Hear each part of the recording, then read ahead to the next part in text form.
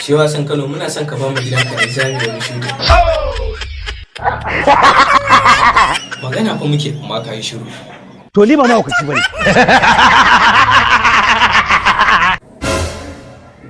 Shutun fa zami. Ba shiga mu cikin wannan gidan ba.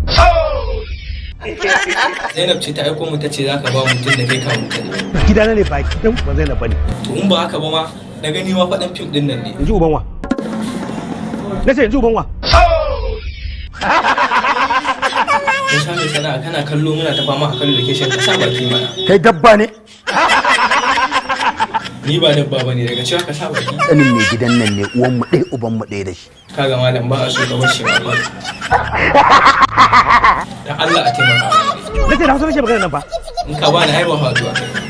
Hauka ake yi? Daga tambaya. Aku tafi kuma ku ba. Ah, mun da Yaran mu kawai.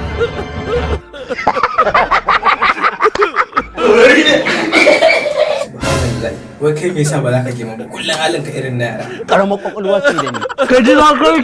Da kan bulala. Da kan bulala. Oh, ai na da an ce Jamila na gudu take koya ma ko? Da wa kake yi? Ah, mai dogon ba da ke nake ba, yi zaman ki. Bulota da lemu. Karamar kwakwalwa ce da ni. Hai hai hai. Kada Zainab fa ta samu ciki. Kai ba zai yi wallahi. Kuma tana da kanjamau. Zainab tana da kanjamau? San dai ba zuwa da karamin magana.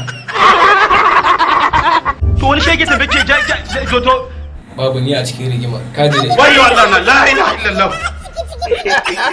Yawwa, mu magana nake sani da kai. Ka mulmuli. Kaga ni fa ba sunana mulmuli ba sunana aibi ka ƙara ce mun mulmuli. Na ga ana tare mun kuɗi kuma ni wanka an sa da ni ba. An shigo mana kama na dangane ido. Ka tsuki. Ah to ina godiya. To kun ji bayani daga bakin mulmul. Kai.